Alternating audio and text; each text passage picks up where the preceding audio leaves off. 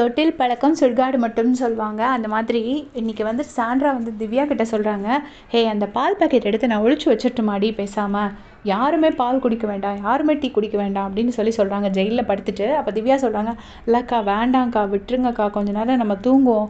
நேற்று அவன் எப்ஜே எடுத்து வச்சதுனால தான் நான் ரொம்ப அப்செட் ஆகிட்டேன். நம்ம என்ன திருடியாக குடிக்க போகிறோம், நம்மகிட்ட போய் ஒழிச்சு எடுத்து வச்சுருக்கானே அப்படின்னு சொல்லிட்டு தான் எனக்கு ரொம்ப அப்செட் ஆகிடுச்சுக்கா. ஸோ நம்மளும் அது பண்ண வேண்டாம் அப்படின்னு சொல்லிட்டு திவ்யா வந்து சாண்ட்ரா கிட்ட சொல்கிறாங்க.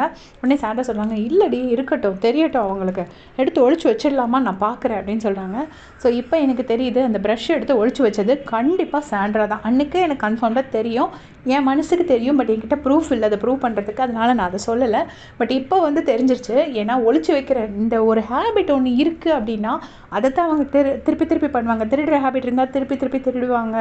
இந்த மாதிரி பண்ணுறது, அப்புறம் வந்து பொய்யா ஒருத்தர் மேலே அநியாயமாக பழி போடுறது, பசங்க மேலே வந்து தப்பான பழி போடுறது, இந்த மாதிரி ஒரு சில ஹேபிட்ஸ் வச்சுருக்கிறவங்க அதை கண்டினியூஸாக பண்ணிக்கிட்டே இருப்பாங்க. அதை தான் இவங்க பண்ணுறாங்க. திருப்பி திருப்பி பழி போடுறாங்க. அந்த ஹேபிட்டும் இருக்குது. அதே மாதிரி எடுத்து ஒழிச்சு வைக்கணும்னு இன்றைக்கி சொல்கிறாங்க. ஸோ டெஃபினட்டாக அந்த ப்ரெஷ்ஷை வந்து ஒழிச்சு தான் வச்சுருக்காங்க. ஸோ இவங்களை காப்பாற்றுறதுக்காக தான் விஜய் டிவி அந்த விஷயத்தையே போன வாரம் காட்டாமல் விட்டுருக்காங்க. அந்த நைட்டு லைவில் நடந்ததையும் காட்டல. விஜய் சேதுபதி சாரும் அதை பற்றி அட்ரஸ் பண்ணலை. ஸோ இவங்களை காப்பாற்றுறதுக்காக தான் பண்ணிட்டுருக்காங்க. இப்படி காப்பாற்றுறது வந்து மற்ற கண்டஸ்டன்ஸ்க்கு அது டெஃபினட்டாக அன்ஃபேர். அப்போ அன்றைக்கி வந்து எத்தனையோ பேர் அது சபரி தான் பண்ணான்னு சொன்னாங்க. அப்போ சபரிக்கு அதில் நியாயம் கிடைக்கணும். ஸோ டெஃபினட்டாக அதை விஜய் சேதுபதி சார் கேட்கணும்.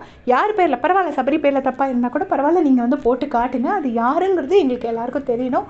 இதை வந்து விஜய் டிவி கேட்டு தான் சரி பண்ண முடியும் அப்படின்னு நான் நினைக்கிறேன். உங்களுடைய கமெண்ட் சொல்லுங்கள்.